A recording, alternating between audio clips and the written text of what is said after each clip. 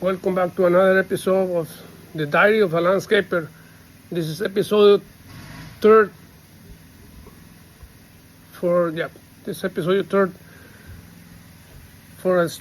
Diary of the Landscaper, and we're gonna keep going. We gladly appreciate your subscriptions and your following and your comments, and we highly encourage you to participate in this blog and subscribe, share, and also send DM us or send some message about which topic do you like to hear, or which topic or which episodes you've been liking. Thank you, and let's get into it. So this episode is about when I start my days on as a crew leader. I was doing the smallest job in the company, China Landscape. They were little projects of 10, 20 hours the most, so like 3-4 days the most, little projects here and there, and basically taking over some projects that they were about to finish, big crews or big projects that other crews were about to finish. I just went there and do the final touches.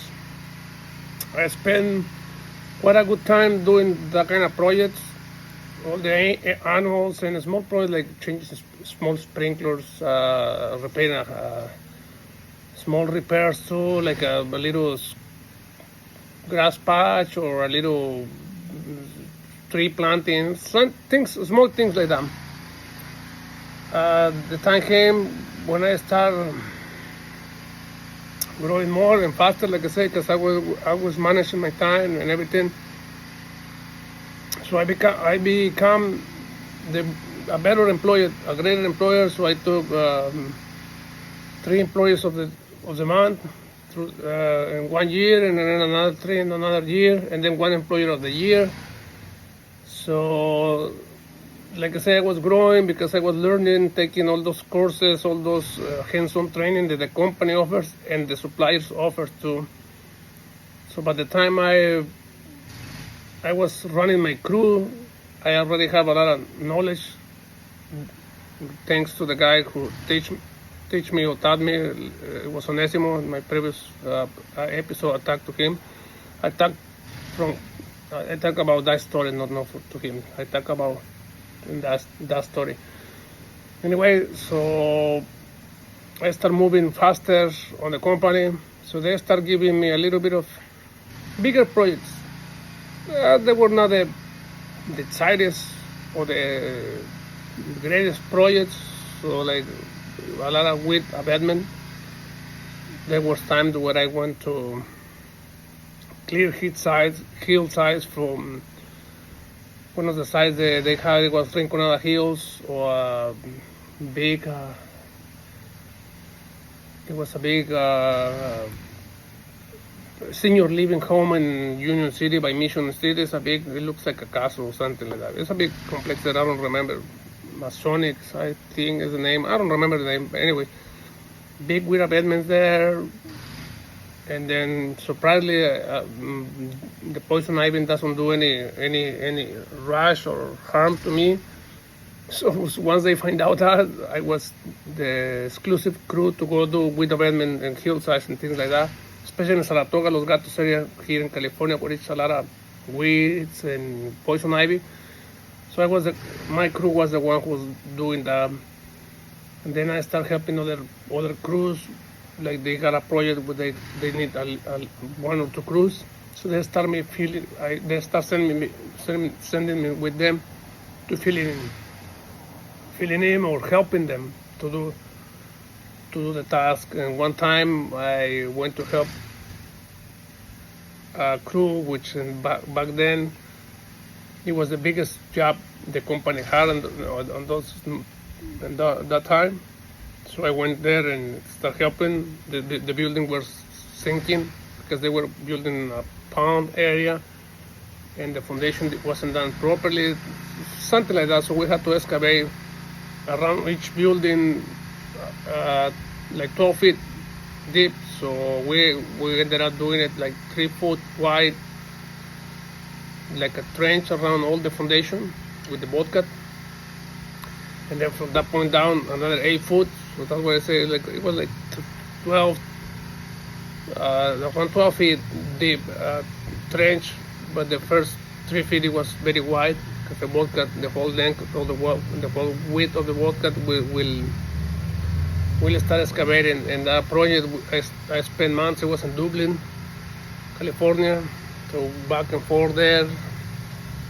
So my crew by that time it was 5 people already with me, so four guys, and then the guy there who was running the project had like a 10-man crew, so it was all total like 15.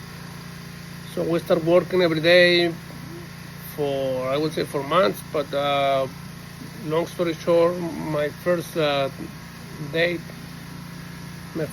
weeks, I would say, there was helping the guy to move the guys around and manage them and bringing all those things together to make the job go smooth and run faster. So in the first or second month, the guy quit. The guy left the company because I guess he find a better opportunity or anything. I don't know this whole story. Back then I didn't really touch bases with him that much because again I never considered any of my co-workers friends. They were co-workers. I don't miss relationships between work and personal. So I can be your best friends outside the company, but not in the company. Anyways, most of my friends they don't work in the same company as I do. I work, or I don't have employees that are my friends. Let's say, because it's a big misunderstanding of friendship. Anyways, so the guy left, and my surprise was since I was the only one with the position of crew leader and already knowing the job, they give me the opportunity to keep that job going, like running it. And I took the opportunity. Like I was never afraid of big projects or taking new challenges. So I take the opportunity or took the opportunity and start running it. At the beginning it was challenging because I didn't know how to manage more than 15 people, which at the time it was around 15 people when I started. So all I did I didn't work physically myself. Like I didn't grab no shovels, no tools. I only have a paper and a clipboard, and I always go guy to guy checking it, make sure every task was done properly, and made the job progress on a schedule. So because they have the superintendent and all that, most of you guys know how big projects are run. Like they have a trailer with a superintendent, and then there's meetings over there, and a lot of things. So all I was doing, it was taking care of the materials that we're gonna use, the equipment they're gonna use, and moving the people. So that was the more challenging, and that was the thing that I started tackling myself very, very hard and very, very well into it. So I started developing myself a list or just some stuff that I helped me track the guys, and now always walking around. Since I started with 15 guys, always going around like a security around the building. Hey, now you do this, how's it going, and asking the guys, right? If they need assistance with something, I help them, tell them how to do it, and keep moving to the other guy. And at the same time, filling my paperwork and my hours and everything, because the company back then there were no smartphones. It was barely cell phones back in the days. So I was the only, what I would say, crew with a cell phone, but they came after that, a little while after that. But the only thing we had was the Nextel radio. It was like a two-way radio. The Nextel company, most of the new generation, they don't know about Nextel, but Nextel, it was a nice radio cell phone thing to communicate. So with those radios, we communicate through the company, making sure everything runs smoothly.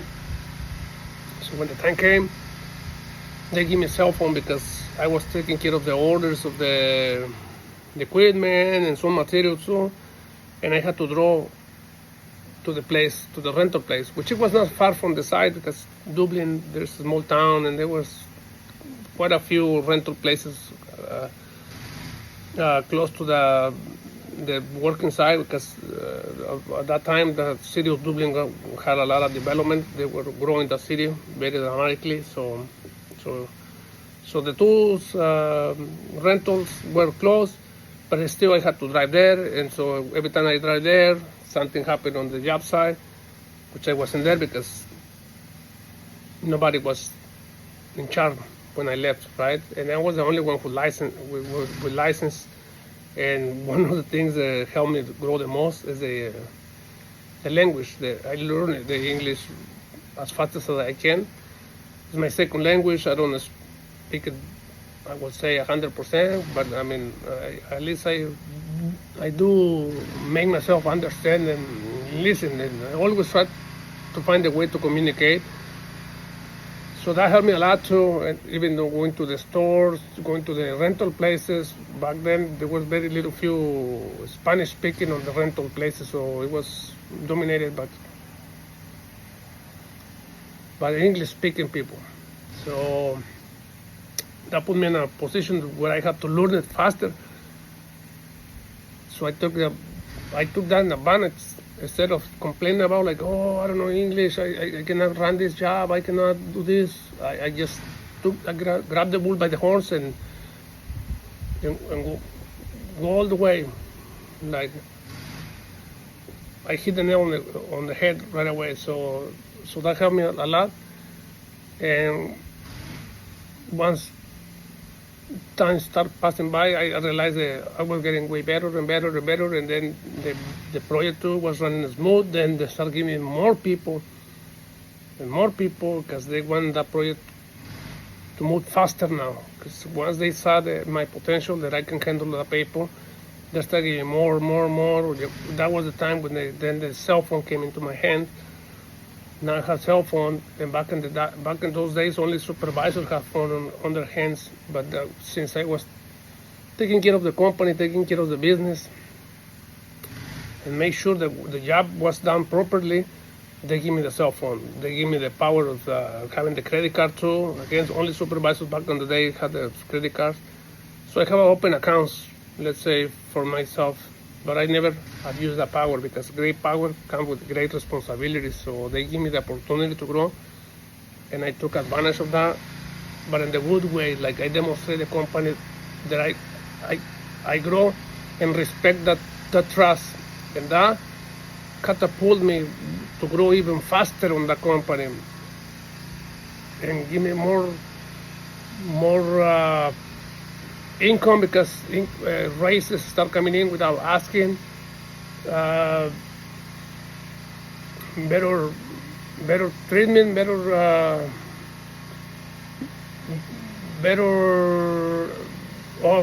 they start to help me as much as possible to grow and pay me for it. So like I was when the time comes, like the industry gets on low season or economy is not good, they let go guys. I will never get laid off or anything because they knew that I make my time worth there. I'm not saying that I was irreplaceable, but I was making sure the company will succeed. And at the time, like I said, if you grow, if they grow, I grow. If I help you grow, if I help everybody grow, I'm gonna grow myself too. So it's like a two-way road, or like a cycle. You grow, I grow, and the next guy grows. So everybody grows.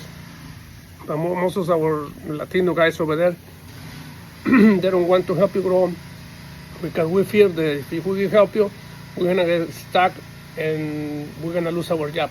No, the only way you lose your job is because you don't let yourself grow, or you don't pass your knowledge to other people, and the company is gonna get rid of you because you're technically not helping. You're just wasting money and time. So it's very important to know. And well, that's it for this episode. I hope you guys like my shows. If not, I'm more than welcome. Any criticize, any comment, any like, any subscription, And anything that you guys can see I can improve, please put a comment. There's gonna be always a way there for, again, because if I grow, you guys grow, so we tend to grow this together. You're a great part of this community, and I really appreciate your time and your support. So please don't forget to participate and engage with this channel. Have a wonderful day, and we'll see you next week with another episode of the Diary of the Landscaper.